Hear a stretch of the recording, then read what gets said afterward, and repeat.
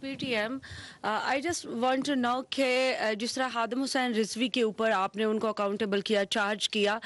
तो क्या PTM के ऊपर जब भी कभी आप जब वो अपनी लाइन क्रॉस करते हैं, जो कि आजकल वो देखने में भी आ रहा है कि they are just trying to cross their limits, और वो ये कहते हैं कि Pakistan army has some solid evidence against us so they should table अस,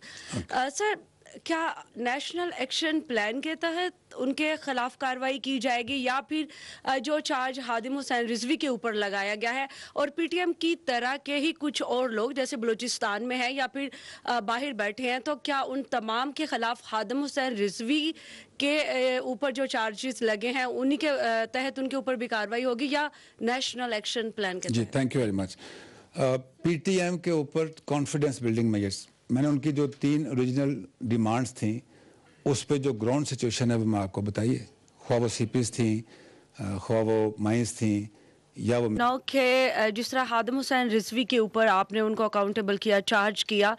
तो क्या PTM के ऊपर जब भी कभी आप जब वो अपनी लाइन क्रॉस करते हैं, जो कि आजकल वो देखने में भी आ रहा है कि they are just trying to cross their limits, और वो ये कहते हैं कि Pakistan army has some solid evidence against us so they should table अस,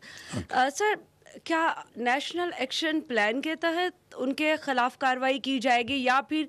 जो चार्ज हादिम हुसैन रिजवी के ऊपर लगाया गया है और PTM की तरह के ही कुछ और लोग जैसे बलूचिस्तान में हैं या फिर बाहर बैठे हैं, तो क्या उन तमाम के खिलाफ हादिम हुसैन रिजवी के ऊपर जो चार्जेस लगे हैं उन्हीं के तहत उनके ऊपर भी कार्रवाई होगी या नेशनल एक्शन प्लान के जी, तहत? Thank you very much.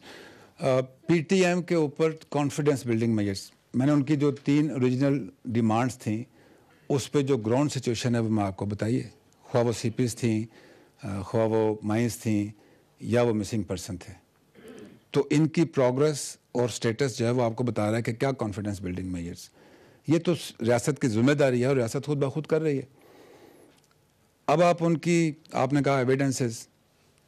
Let that time come when we will charge them if they cross that line। हम उनको क्यों सख्त हाथ से डील नहीं कर रहे, मैंने आपको सारी बैकग्राउंड बताई है कि वो हर्ट हैं,